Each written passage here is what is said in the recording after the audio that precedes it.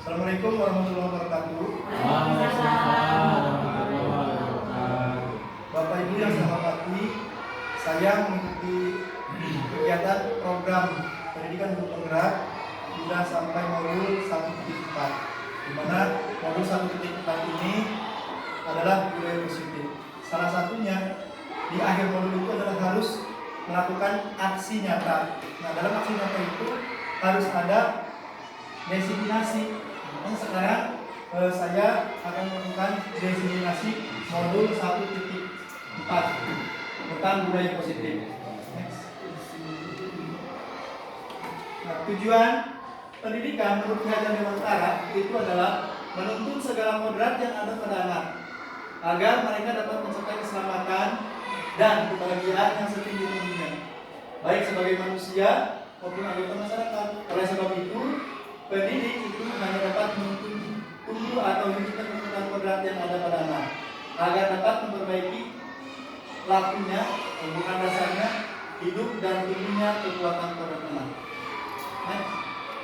Nah, sedangkan budaya positif sekolah adalah nilai dan kebiasaan sekolah yang berpihak pada murid agar mereka dapat berkembang menjadi pribadi yang kritis, penuh hormat dan bertanggung jawab sesuai dengan profil pelajar Pancasila. Nah, konsep utama budaya positifnya yaitu 1. Perubahan paradigma, kemudian yang kedua, belajar disiplin positif, yang ketiga, kebutuhan dasar manusia, yang keempat, restitusi atau posisi kontrol guru, kelima, kritik kelas, dan yang keenam, segitiga restitusi. Yang pertama, apa itu perubahan paradigma belajar? Dalam membangun budaya positif, sekolah dapat menyediakan lingkungan yang positif, aman dan nyaman agar siswa mampu berpikir, bertindak, dan mencipta dengan merdeka, mandiri, dan bertanggung jawab. Kemudian, disiplin sangat berkaitan dengan kontrol guru terhadap siswa. Nah, misal Anda, saudara dan teman Anda akan melakukan kegiatan, misalnya coba bukalah. Nah, di sini Anda adalah A. Kemudian tugas Anda adalah mengepalkan salah satu tangan Anda. Coba Anda bayangkan bahwa Anda menyimpan sesuatu yang sangat berharga di dalam kepala tangan Anda. Kemudian Anda perlu menjaga benda tersebut sekuat tenaga. Oleh karena itu, karena begitu pentingnya untuk kehidupan Anda. Nah, sedangkan tugas B atau rekan Anda itu adalah mencoba dengan segala cara untuk membuka kepalan tangan Anda. Teman Anda atau B boleh membujuk, menghardik, mengintimidasi, memarahi, menggoda, menggelitik, bahkan menawari Anda uang agar Anda bersedia membuka kepalan tangan Anda. Nah, perubahan paradigmanya di sini. Perubahan paradigma teori kontrol atau ilusi kontrol menurut Dr. William Bledsoe. 1.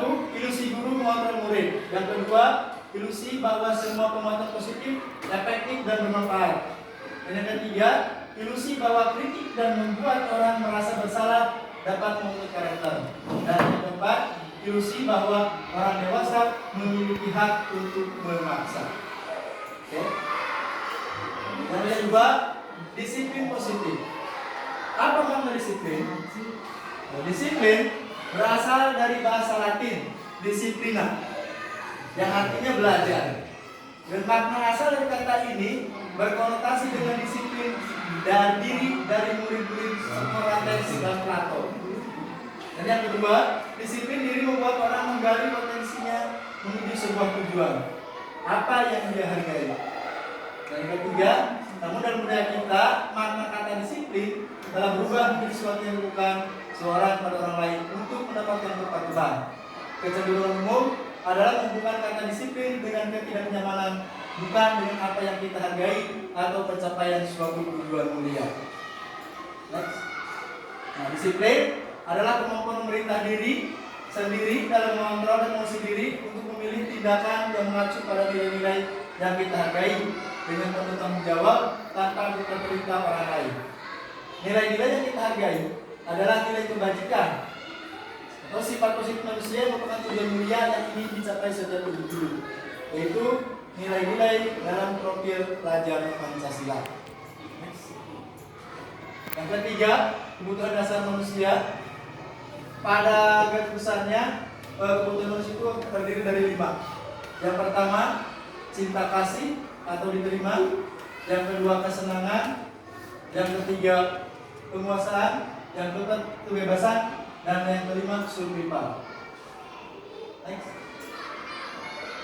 Nah, contoh kasus Ibu Ria, guru kelas 6 di SD Online, sedang bingung menghadapi ulah salah satu murid di kelas bernama Agus. Beberapa anak telah datang dan mengeluhkan Agus yang seringkali meminta bakal makan siang kepada mereka dengan paksa. Jika Anda menghadapi situasi seperti Bu Ria, apa yang akan Anda lakukan? Menurut Anda, kira-kira alasan apa Agus melakukan hal tersebut? Nah, dalam konteks program disiplin positif, Ibu Ria sebaiknya mencari tahu alasan Agus melakukan tindakan tersebut agar memenuhi kebutuhan mana yang sedang berusaha dipenuhi oleh Agus. Itu ada 5. Yang pertama,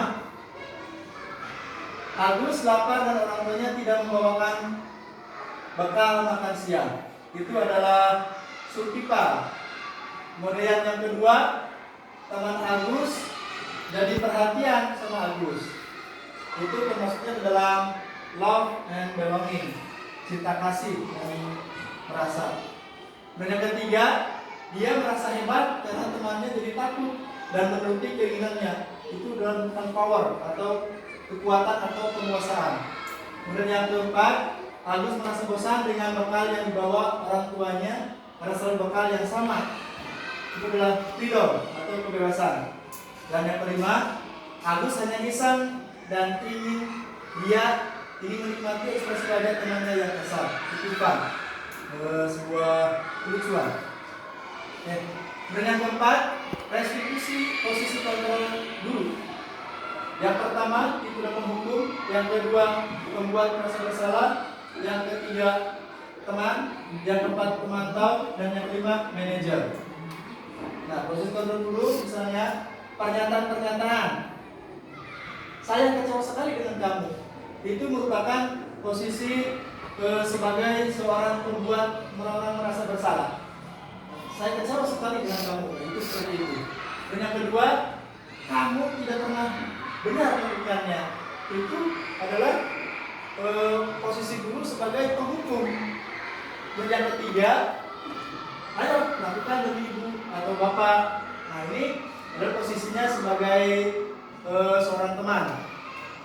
Kemudian yang berikutnya, apakah kamu mau mendapatkan stiker bintang hari ini? Nah, itu posisinya sebagai pemantau. Kemudian bagaimana kamu bisa menyelesaikan masalah ini? Ibu sebagai seorang manajer. Dan yang berikutnya, kamu selalu yang paling terakhir. Itu adalah sebagai penghukum. Oke, next. Nah, ada kelima, keyakinan kelas. Nah, keyakinan kelas adalah nilai-nilai kebajikan atau prinsip-prinsip universal yang disepakati bersama secara universal. Lepas dari perbedaan agama, suku, negara, dan bahasa. Menurut Gosen, tahun 1998, suatu keyakinan akan lebih memotivasi seorang diri dalam intrinsik. Seseorang akan lebih bersemangat untuk menjalankan keyakinannya daripada hanya sekedar mengikuti peraturan. Nah, peraturannya ini adalah yang dalam peraturan kemudian dikategorikan dalam keyakinan kelas atau nilai kebajikan yang dituju. Misalnya pertama, selalu kembalikan buku ke tempatnya. Ini adalah merupakan tanggung jawab. Jadi kalau peraturannya selalu harus mengembalikan buku, tapi dalam keyakinan kelas itu selalu seperti itu, sangat konotasi sehingga diubah menjadi keyakinan kelas. Nah, itu adalah nilai kebajikannya yang dituju itu adalah tanggung jawab. Jadi seorang itu, anak atau murid itu harus bisa memiliki rasa tanggung jawab. Oke. Dan yang kedua, dilarang mengganggu orang lain. Nah, itu dilarang itu adalah kata-kata konotasi. Jadi kita sebagai guru harus bisa mengubah kata-kata konotasi tersebut menjadi kebajikan, sebuah kebajikan. Nah, di sini misalnya dilarang mengganggu orang lain, maka itu nilai kebajikannya adalah menghormati orang lain dan diri sendiri. Jadi nanti hilang konotasi dilarangnya. Ya, yang berikutnya, hadir di sekolah 15 menit sebelum pembelajaran dimulai. Nah, ini sama juga dengan menghormati orang lain atau komitmen pada tujuan. Berkomitmen maksudnya. Yang berikutnya, dilarang melakukan kekerasan. Nah, tentu saja ini adalah nilai kewajiban yang dituju itu adalah keselamatan atau juga bisa menghormati orang lain. Kemudian dilarang menggunakan narkoba. Nah, dilarang menggunakan narkoba itu nilai kewajibannya itu adalah kesehatan. Kemudian pergantian atau menunggu giliran itu sama juga dengan menghormati orang lain dan juga masuk ke dalam kesabaran. Kemudian gunakan masker. Masker itu sudah pasti nilai kebajikannya adalah kesehatan atau juga keselamatan. Kemudian jangan berlari di kelas atau koridor. Itu keselamatan dan keamanan. Kemudian pembentukan keyakinan kelas. Keyakinan kelas bersifat lebih abstrak daripada peraturan yang lebih rinci dan konkret. Keyakinan kelas berupa pernyataan universal.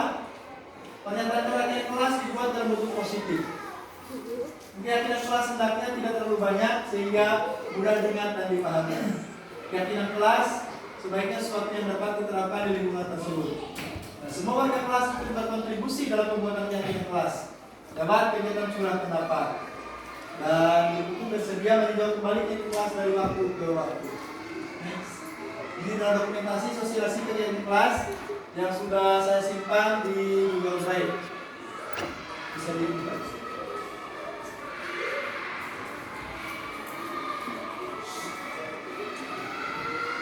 Ini salah satu contoh dalam proses pembuatan keyakinan kelas di kelas 4.